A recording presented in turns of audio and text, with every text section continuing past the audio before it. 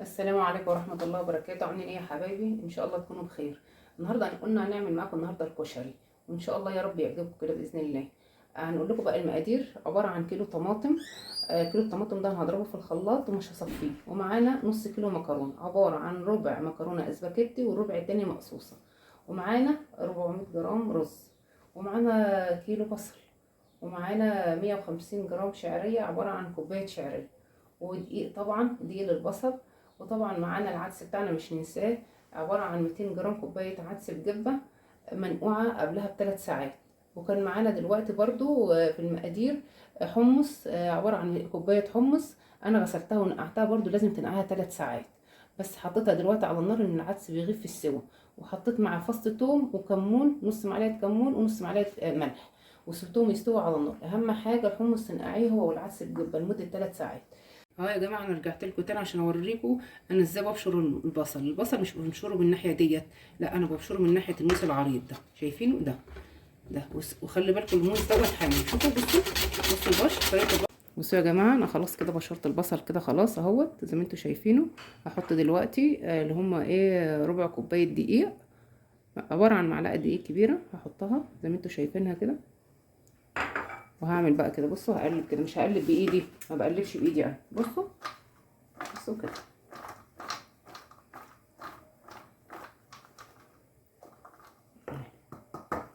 شايفين يا جماعه اتغلف كله الدقيق اهو.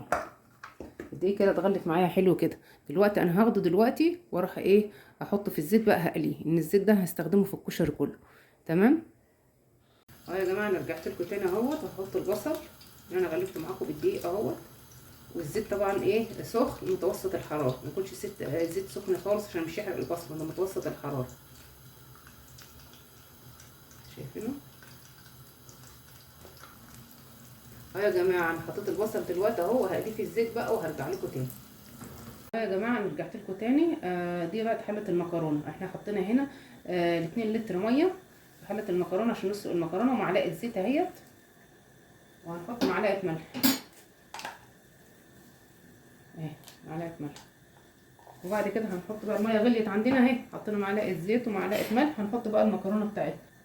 بصوا يا جماعه اهيت بقى الميه غليت عندنا اهي. هنبص المكرونه اسباجيتي دي هنقطعها بس 2 اهي. تمام اهي. وهنحط بقيتها اهي كلها زي ما انتم شايفينها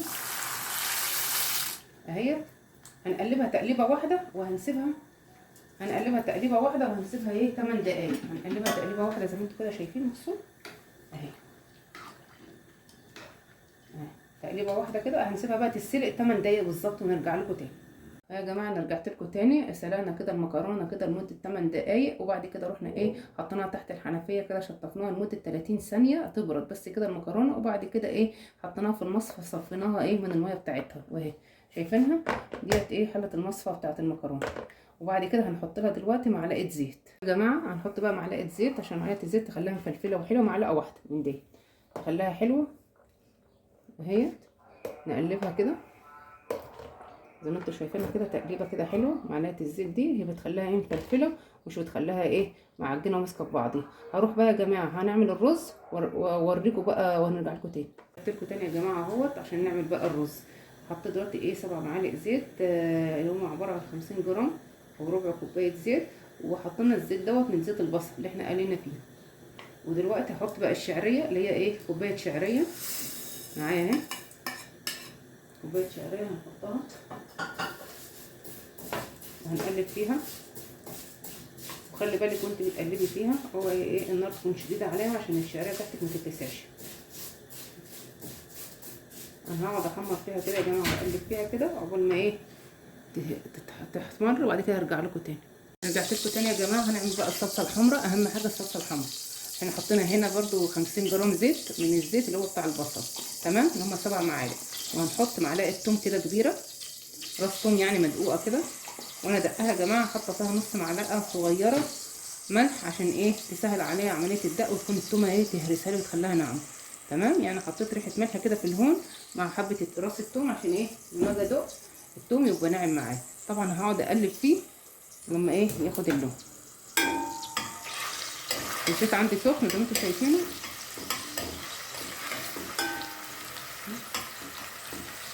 هقلب التوم كده يا جماعه لغايه ما احس ان ابتدى ياخد اللون كده اهو لون ذهبي.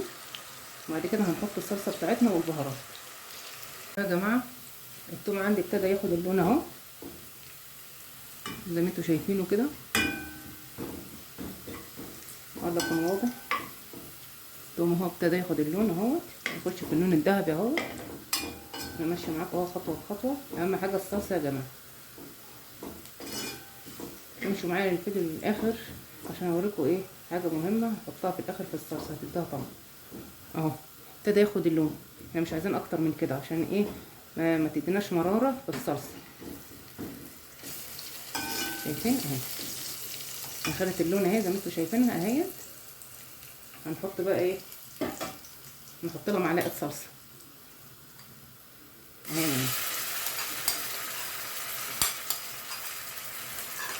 اهي معلقه صلصه زي ما انتوا شايفينها كده. هنقلبها بالراحه كده ومعلين النار نهديها شويه، مش خالص نهديها حبه صغيرين. انا بقلبها عشان ايه اشيل منها الحموضه. واحط لها كمان ايه البهارات. عندي هحط البهارات ربع معلقه فلفل اسود، ما تكترش الفلفل الاسود، نص معلقه كمون، معلقتين صغيرين ملح. تمام.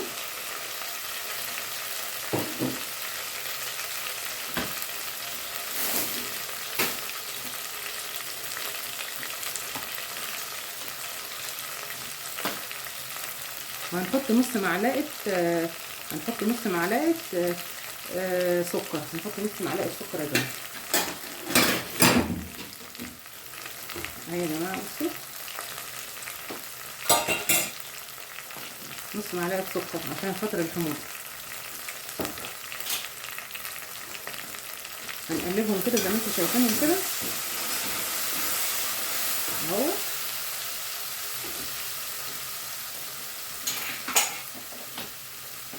هننزل نقلبناه مع بعض. هننزل بقى باللتر العصير الطماطم اللي احنا مصفيناه. احنا ايه مصفيناه شايفينه يا جماعه. طماطم بتتضرب بقشرها. بتوع محلات الكشري مش بيصفوا القشر.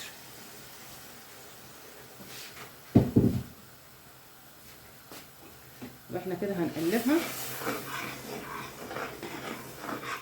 كده تقلبتين زي ما انتوا شايفينها ونسيبها تتسبك مع بعضيها. وبعد كده هرجع لكم تاني يا جماعه. اهوت الرز بعد ما استوى حبيت اوريه لكم. شايفينه قد ايه مفلفل وحلو.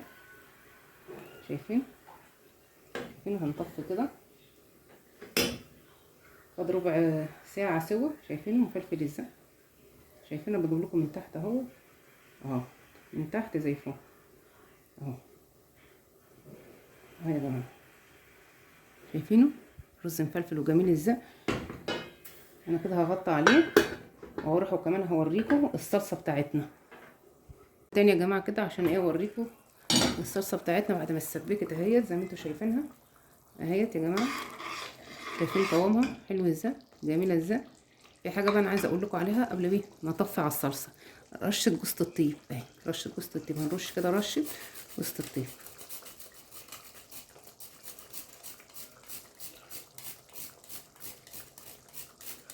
دي بتفرق جامد في الصلصه اهي زي ما انتوا شايفينها. وهنحط معاها معلقه خل في الاخر عشان نطفي بقى اهي. معلقه واحده خل اهي. تمام كده. هنقلب تقليبه وهنطفي على الصلصه كده. بصلصتنا احنا كده جاهزه كده. الصلصه بتاعتنا كده جاهزه زي ما انتوا شايفين. خلاص كده انا هطفي وادي الصلصه بتاعتنا كده جاهزه وقلبتها خلاص. انا كنت عايزه اوريكم حاجه. انا في نفس الوقت طبعا سلقت الحمص.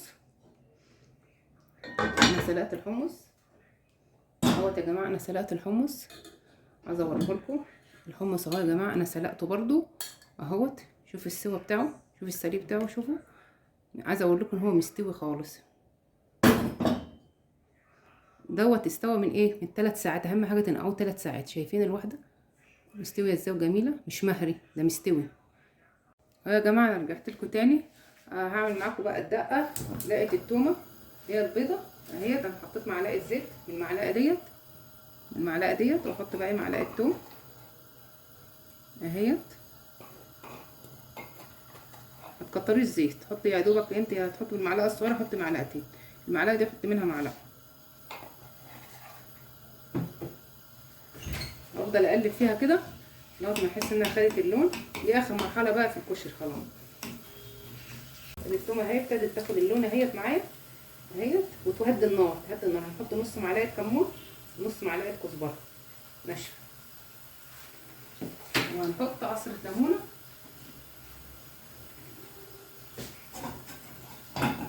هنحط ايه، هنقلبهم كده الاول مع بعض. اوعي بقى ايه تتسع مني، هدي النار، نقلبهم مع بعض بس نحس ان الريحه بتاعتهم طلعت كده. وهنحط بقى ايه واحده ليمونه نعصرها كده اهي يا جماعه. هنحط 3 معالق خل، يعني ربع كوبايه خل حطيها، تقلبي كده عشان لما ننزل بكوبايتين ميه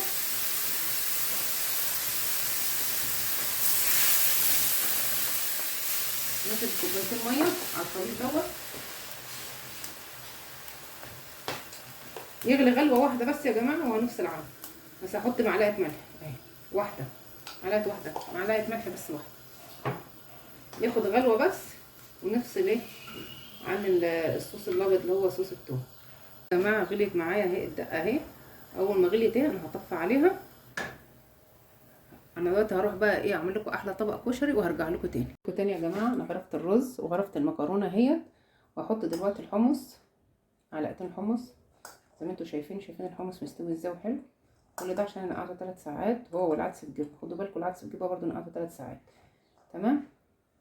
وهنحط بعد كده البصل بتاعنا، شايفين البصل ازاي ناشف وحلو ازاي، شايفينه. نحط بقى البصل،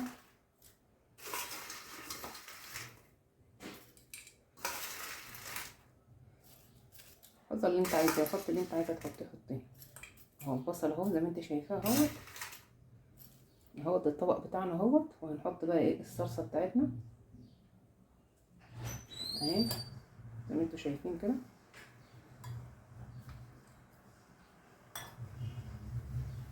شايفين يا جماعه العين اللي بتاكل. تمام كده. وبعد كده هنحط بقى ايه شويه دقه، شايفين الدقه بتاعتنا اهي، نحطها بجنب كده. تمام كده اهو يا جماعه احلى طبق كشري اهوت. وما تنسوش يا جماعه المقادير كاتباها في صندوق الوصف، وما تنسوش اللايك والشير والاشتراك في القناه وتفعيل الجرس. السلام عليكم ورحمه الله وبركاته.